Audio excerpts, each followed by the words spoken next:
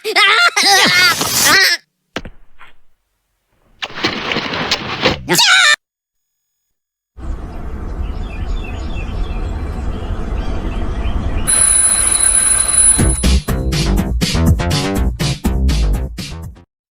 everyone, I am Faizan Khan, currently pursuing MTech IT Integrated 6th Sem from International Institution of Professional Studies DAVV Indore. So this video is a part of my Advanced Java assignment under the guidance of Dr. Nitin Nagar. So in this video we'll be discussing about the following topics in JSP. So let's start with the first topic, implicit object in JSP. So JSP provides you a lot of features, like you can write Java code inside an HTML, but JSP also gives you these objects. So these are your 7 beautiful objects. So we have request object, response object, page context. Now there is something new which we have not seen in servlet. Other than that, we have seen request object, response object, out, session, application. Now this application is same as what we use in servlet context. So when you see a servlet context object, that is referred as application in JSP. And then we have our conflict object. Now technically these all these things should be in small letter because those are objects, right? So we have response, we have page, we have context, we have out, session, application, configuration. These are your 7 objects. Now we don't need to go into detail. So here, because we know this thing, right? Now the beautiful thing about this is you don't have to instantiate them. So if I have a JSP, so first of all let me show you my servlet. So example, if you have this servlet, you need to create this request object and response object, and also the out one, and then conflict, then context, and all that stuff. But in JSP, what we can do is we can directly refer them. Example, if I want to fetch a value, so I can simply say request. I would say request dot get parameter, and if you can observe, there is nowhere I have mentioned about this request object. So JSP gives you this object, so you can easily use it. Now the same way we can use this response object. Now there is something new which we have not seen in servlet, which is page context. So let's use this. Now basically page context refers to the page. Example, let's say if you are working on JSP, and if you want to work with any of the scope, or if you want to set the attribute, you can normally we just set the value and we get the values. And in fact, in session management also, we can see in one servlet that we can assign one value, and in second servlet we can fetch the value. That can be done with the help of request object, but that can also be done with session object, or we can do that with servlet context as well. But let's say if we don't want to go into detail, if we just want to work with the page, then JSP offers you an object of page context. Now page context is an object which belongs to the which is an object of the page context. Now using this page context, you can set the values, or you can get the values.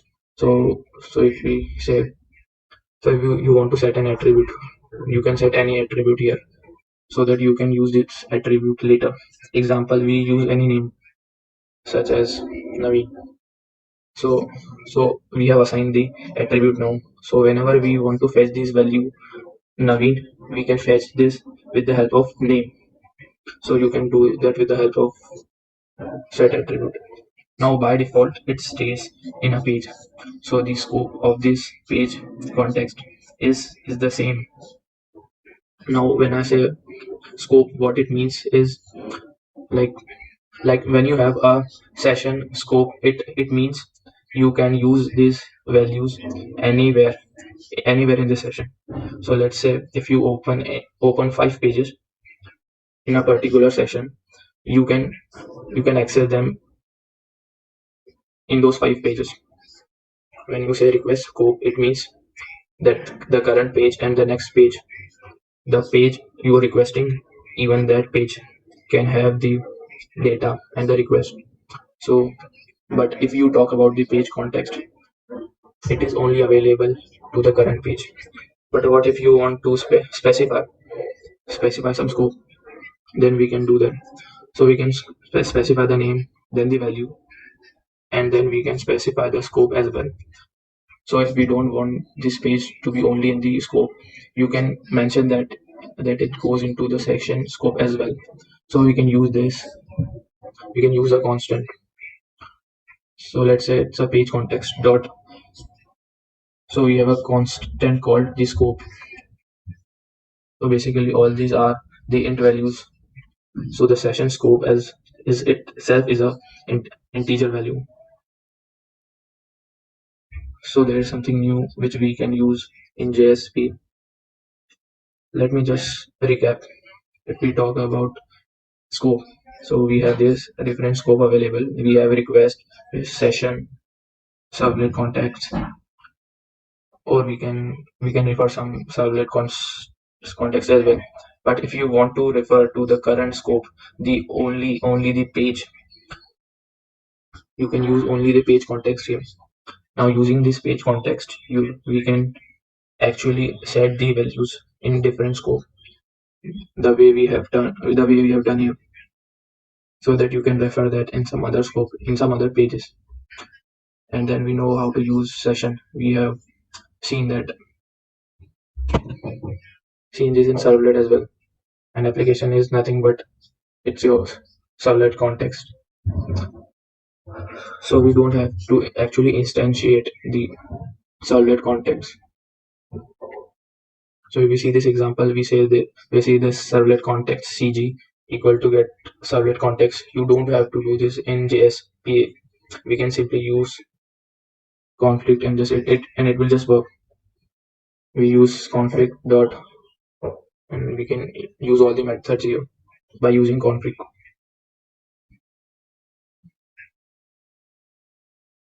So that's how you work with implicit object.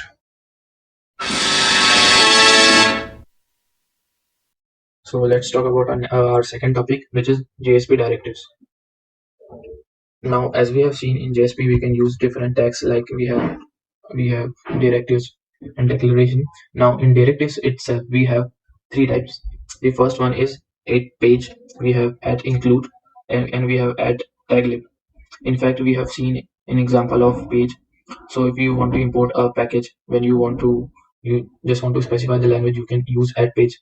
So if you want to specify something for that page, if we don't do that in scriptlet, we do in directive.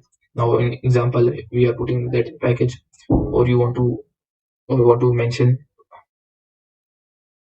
Now if you want to use some other JSP file in your file, example, you already have a JSP page and you want to include that page in your page, you can use add include. And then we have taglib. Now as the name suggests, it has something to do with the tag and library of tags. And now what happens is when you talk about HTML, HTML has limited sets of tags. But if what you want to use something that is very specific, now we can use external tags as well. Example, when you work with Spring Framework also provide its tags. But if you want to use those tags, again you will see in the syntax as well. Now let's focus on the first one, add page. Now let's focus on the theory first. So the add page is actually the page tag. Here we can see the syntax. We use the add symbol, which is very important for the directives. We use add symbol and then we use page. Now page mentioned that we want to specify something to that page, and the way you can specify that is by using attribute in a value. Attribute in a value having multiple attribute having their multiple values. But what these attributes are, so we can see the list of various attributes here. But these are the commonly used attributes. example, we have the first one, which is specifying the language, the scripting language in your JSP, and of course your by default in your Java. You don't have to mention that, and why we'll be using this language in JSP. And so we have this in Java there. So the next one is extent. As we know, whatever JSP we use, that it gets converted into the servlet, right? Right. So what if you want to extend a particular class as your servlet? So you can do that in JSP by mentioning that extent and its class name. And what if you want to import some packages that uses import statement? Then we can specify the list. Then we can also mention if you want to use session in your JSP. So if you don't want session, you can specify false. Then we have the concept of buffer. Now sometimes we have buffer concept. So if you are sending a data to your client, and if you want your buffer to be placed, and it will not send your data to your buffer if it's full. So what if you don't want the buffer to be full and you want to send the data before it is full? So we use auto flush. Then we can specify the content type. Example, if you want to send a response to your client, it can be used in the form of various images, etc. So it's the content type. Then you can mention the error page. Now example, if we talk about exceptional handling in the future, but let's say if you want to specify the page we are handling, you can mention the error and the page name here.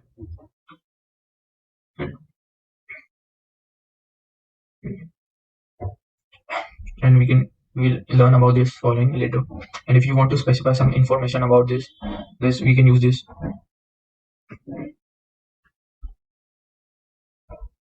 So let's learn something with an example. So here we can see an example. So here we have already created a JSP page where we can, if you want to use the add page, we can see that what we have. Like we have created a new page here. So you can specify the language, and which is optional by default in Java, as we have mentioned that. And you can see if I go here, it says default value. So you don't have to mention that. Then we have content type, which specify the text or the HTML, and then we have the page input, which is not needed. And then if you want to specify some more attribute, you can do that here. Let's see, like if you want to import something, like we write, and in the double quote we have mentioned like java.sql.star. And in fact, not just the entire package, you can pick specifically also, like statement.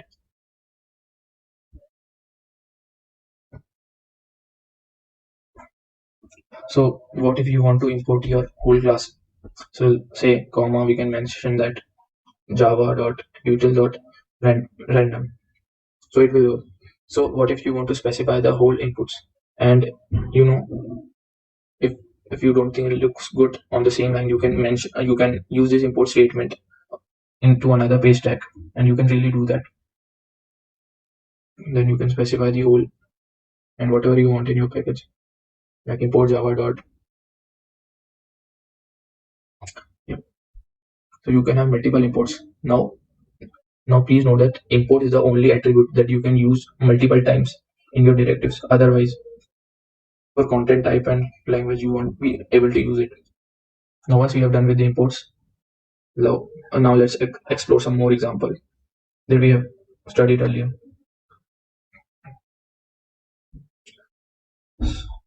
So we know. So now let's go back to this, and after page we have some okay. We have used the import tag. Now if I go for include,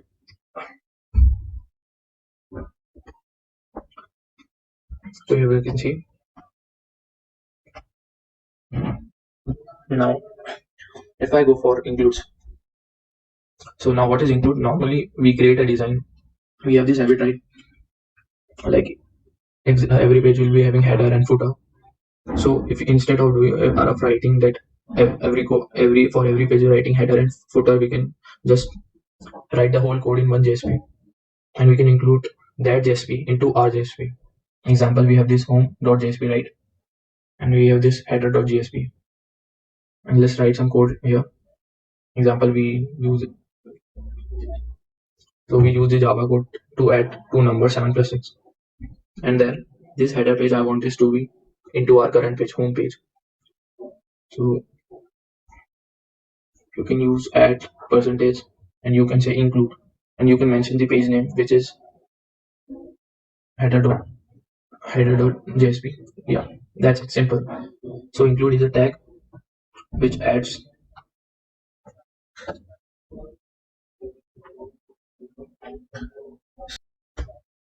So let's say if you want to use this tag,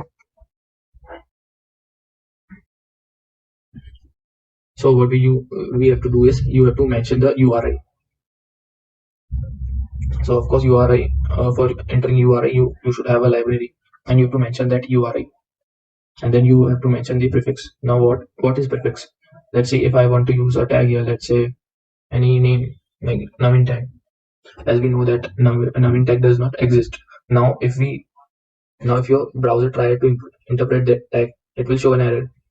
So you have to mention any prefix, like, so this Navin text belongs to fx. So this is a prefix here. So this prefix fx shows it belongs to Navin, which belongs to this library Navin. So if you want to customize your tag, like example h1, you can do that as well. So these are the three directives in your JSP.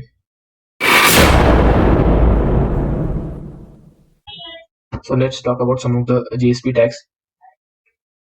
So as we know how JSP get converted into servlet, and we can see the servlet code, right? And then we are having this issue. The issue is, what if I want to write this code in which we have written here in some other text, example maybe in some other sections. So in servlet, let's say if I want to declare a variable as a instant variable, how do we do that, and how do we input package? So let's achieve that. So in this video we will talk about those 4 beautiful tags available in JSP. Now let me name those tags for you. First of all, I will write it here. So the first one is we will be talking about is this declaration. The next one is directive, and then we will talk about scriptlet, and then we will talk about expressions. So we'll talk about these 4 tags.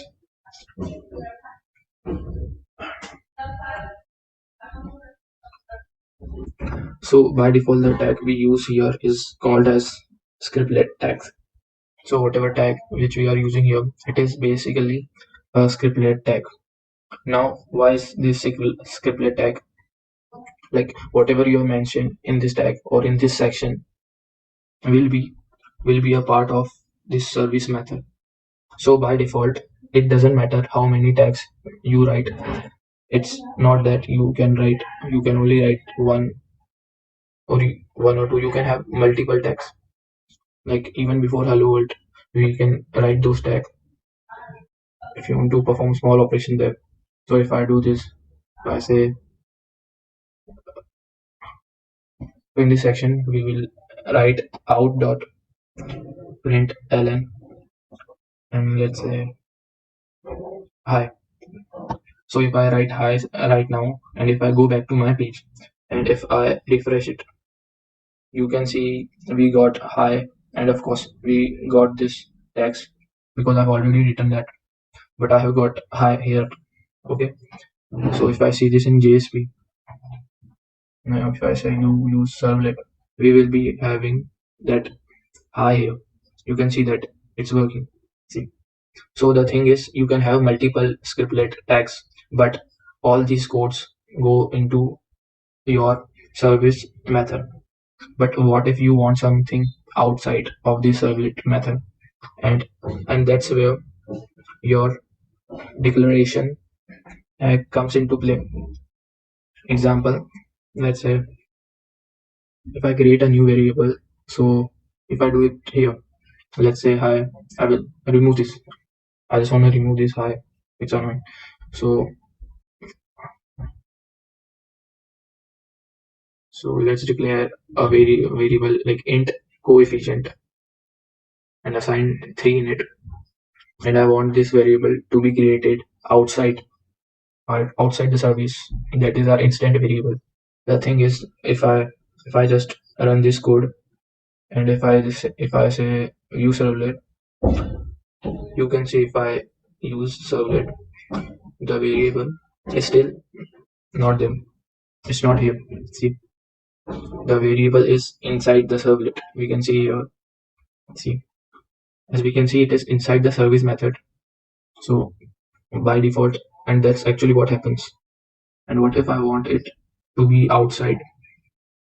And the way you can do that is by saying, hey, this tag is not a scriptlet tag or a declaration. And the way you mention that declaration is by putting a exclamation mark sign there. So as you can see, we have declaration and we have scriptlet. So this is scriptlet. See, this is declaration. So we are saying here, whatever the code we have here, don't put those things inside the servlet.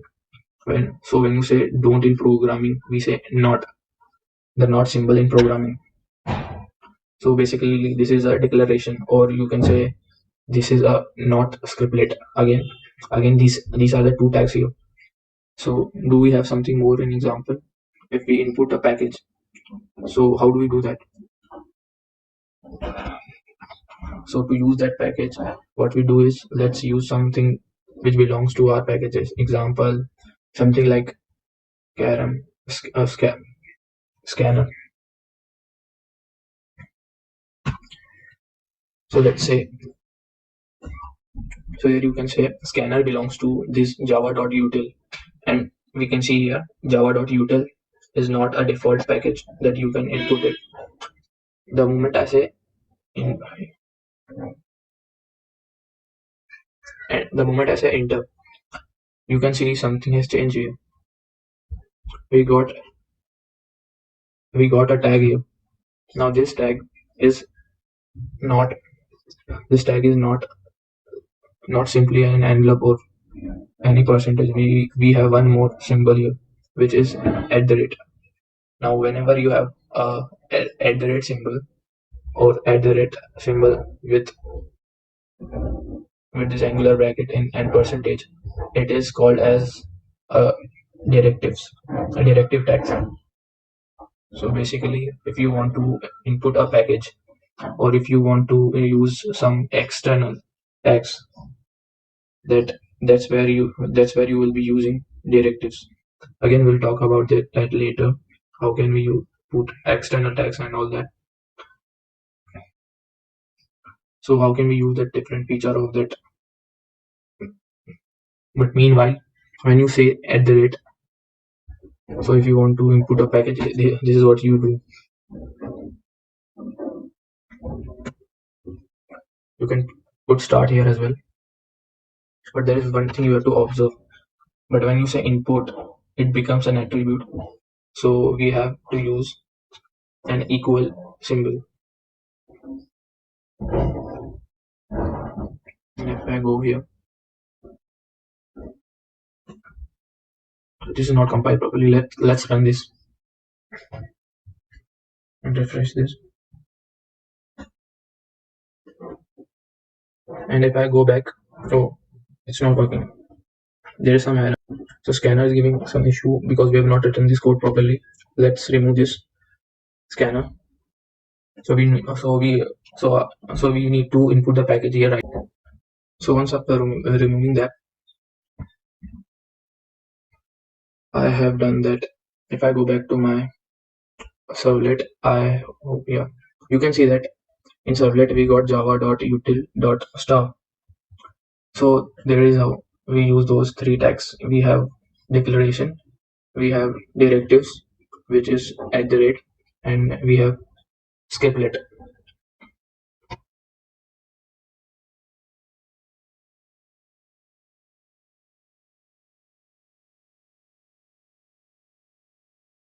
So here we have explained every topic. Thank you.